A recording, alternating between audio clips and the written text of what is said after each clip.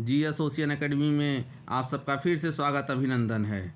आज हम प्राचीन भारतीय इतिहास के कुछ महत्वपूर्ण प्रश्नों के साथ उपस्थित हुए हैं। तो चलिए टेस्ट स्टार्ट करते हैं।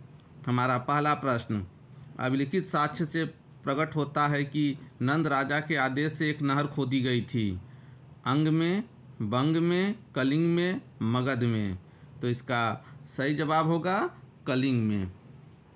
आज का हमारा दूसरा महत्वपूर्ण प्रश्न, निम्नलिखित में से किसने सोमपुर महाविहार का निर्माण कराया था? ऑप्शन ए कुमारगुप्त प्रथम, बी हर्ष, सी धर्मपाल, डी विजयसेन। तो इसका सही जवाब होगा ऑप्शन सी। किसने कराया था? धर्मपाल ने कराया था। हमारा तीसरा महत्वपूर्ण प्रश्न, कालिदास द्वारा रचित मालविकाग्निमित्र नाटक का नायक कौन था? पुष्यमित्र शुंग, गौतमी पुत्र सातकर्णी, अग्निमित्र, चंद्रगुप्त द्वितीय। इसका सही जवाब होगा ऑप्शन सी, अग्निमित्र। हमारा चौथा महत्वपूर्ण प्रश्न, शून्यता के सिद्धांत का सर्वप्रथम प्रतिपादन करने वाले बौद्ध दार्शनिक का नाम क्या है? नागार्जुन, नागसेन, आनंद, अश्वघोष। तो इसका सही जवाब होगा ऑप्शन ए, नागार्जुन। हमारा पांचवा महत्वपूर्ण प्रश्न, हेलियोडोरस का वेशनगर अभिलेख संदर्भित है संकर्षण तथा वासुदेव से, संकर्षण तथा प्रद्युम्न से, संकर्षण प्रद्युम्न तथा वासुदेव से, केवल वासुदेव से। तो इसका सही जवाब होगा ऑप्शन डी, केवल वासुदेव से हेलियोडोरस का वेशनगर अभिलेख संदर्भित है। हमारा छठवां महत्वपूर्ण प्रश्न, हड़प्पा में एक उन्नत जल प्रबंधन प्रणाली का पता चलता है कहाँ से? धौलावीरा में, लोथल में, कालीबंगा में, आलमगीरपुर में। तो इसका सही जवाब होगा ऑप्शन ए, धौलावीरा में उन्नत जल प्रबंधन है हड़प्पा सभ्यता काल में। हमारा सातवां महत्वपूर्ण प्रश्न, गुर्जरों को किस शासक ने पराजित किया था? प्रभाकर वर्धन ने, राज्यवर्धन ने, हर्षवर्धन ने कि शशांक ने? तो इसका सही जवाब होगा ऑप्शन सी, गुर्जरों को हर्षवर्धन ने पराजित किया था। हमारा आठवां महत्वपूर्ण प्रश्न, इंग्लैंड के जेम्स प्रथम के राजदूत सर टॉमस रो किस वर्ष भारत आए थे? ये मॉडर्न हिस्ट्री का एक क्वेश्चन आ गया है, लेकिन इम्पॉर्टेंट है। ऑप्शन 1616 ईस्वी में, यहाँ ईस्वी होगा।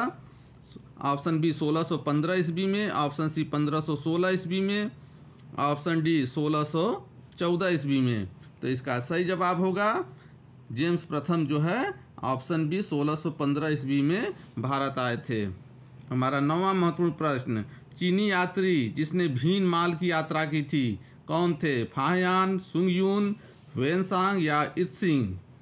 तो इसका सही जवाब होगा ऑप्शन सी, भीन माल की यात्रा करने वाले चीनी यात्री वेनसांग थे। हमारा 10वां महत्वपूर्ण प्रश्न, निम्नलिखित में से किस मौर्य राजा ने दक्कन पर विजय प्राप्त की थी? अशोक, चंद्रगुप्त, बिंदुसार या कुणाल? तो इसका सही जवाब बताइए, इंपॉर्टेंट प्रश्न। इसका सही जवाब होगा ऑप्शन बी, चंद्रगुप्त एक ऐसे मौर्य शासक थे जो दक्षिण पे जो है राज्य किए थे और वहाँ का विजय प्राप्त किए थे। हमारा 11वां महत्वपूर्ण प्रश्न, भक्ति रस कवयित्री मीराबाई थी, क्या थी? एक राजपूत कुलीन नारी जिसने कभी विवाह नहीं किया। बी, गुजराती शाही परिवार से संबंधित जिनका विवाह राजपूत से हुआ। सी, मध्य प्रदेश के एक पुजारी की पत्नी। डी, एक राजपूत शासक की पत्नी। इसमें कौन सा सही है? तो इसका सही जवाब होगा ऑप्शन डी, एक राजपूत शासक की पत्नी थी कवयित्री मीराबाई। हमारा 12वां महत्वपूर्ण प्रश्न, शुंग वंश के बाद किस वंश ने भारत पर राज किया? सातवाहन ने, कुषाण ने, कण्व ने, गुप्त ने? तो शुंग के बाद कण्व आते हैं शासन करने के लिए, याद रखिए रहेगा, शुंग, कण्व, इसके बाद सातवाहन। हमारा 13वां महत्वपूर्ण प्रश्न, कुमार संभव महाकाव्य किस कवि ने लिखा है? बाणभट्ट, चंद्रवरदायी, हरिसेन, कालिदास? तो ये जानते हैं आप कि कुमार संभव जो है कालिदास की रचना है, महाकाव्य है ये। हमारा 14वां महत्वपूर्ण प्रश्न, प्रसिद्ध 10 राजाओं का युद्ध किस नदी के तट पर लड़ा गया? गंगा के तट पे, ब्रह्मपुत्र के तट पे, कावेरी के तट पे कि परुष्णी के तट पे? तो दासराग युद्ध जो है परुष्णी के तट पे लड़ा गया।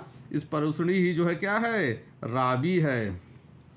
हमारा 15वां महत्वपूर्ण प्रश्न, बोध गया में महाबोधि मंदिर बनाया गया है, जहाँ गौतम बुद्ध पैदा हुए, गौतम बुद्ध को ज्ञान प्राप्त हुआ, गौतम बुद्ध ने अपना प्रथम प्रवचन दिया या गौतम बुद्ध की मृत्यु हुई, तो वो उसका सही जवाब होगा 15वां का बी। गौतम बुद्ध को ज्ञान प्राप्त हुआ था बोध गया के महाबोधि मंदिर में। हमारा 16वां महत्वपूर्ण प्रश्न, मगध की राजधानी कौन सी थी? ए पाटलिपुत्र, बी वैशाली, सी गिरिब्रज या राजगिरी, डी जम्पा। तो मगध की राजधानी ऑप्शन सी गिरिब्रज या राजगिरी थी। हमारा 17वां महत्वपूर्ण प्रश्न, मौर्य कला में शिला का सर्वाधिक प्रसिद्ध केंद्र कौन सा था? ए वैशाली, बी नालंदा, सी तक्षशिला, डी उज्जैन। इसका सही जवाब होगा ऑप्शन सी, शिला का सर्वाधिक प्रसिद्ध केंद्र जो है मौर्य काल में तक्षशिला था। हमारा 18वां महत्वपूर्ण प्रश्न, अशोक के शिलालेखों में प्रयुक्त होने वाली भाषा कौन सी थी? ए संस्कृत, बी प्राकृत, सी पाली, डी हिंदी। तो इसका सही जवाब होगा ऑप्शन बी प्राकृत। शिलालेखों में अशोक के प्राकृत भाषा का जो है प्रयोग होता था। हमारा 19वां महत्वपूर्ण प्रश्न, चीनी यात्री ह्वेनसांग ने किस विश्वविद्यालय में अध्ययन किया था? ए तक्षशिला, बी नालंदा, सी मगध, डी नालंदा। दो बार नालंदा, तो जाहिर सी बात है आंसर भी नालंदा। चीनी यात्री ह्वेनसांग ने नालंदा में अध्ययन किया था। हमारा 20वां महत्वपूर्ण प्रश्न, किस शासक द्वारा सर्वप्रथम पाटलिपुत्र को राजधानी के रूप में चयन किया गया? ए अजातशत्रु, बी कालाशोक, सी उदयन, डी कनिष्क। तो इसका सही जवाब होगा ऑप्शन सी उदयन। उदयन ने सर्वप्रथम पाटलिपुत्र को अपना राजधानी बनाया था।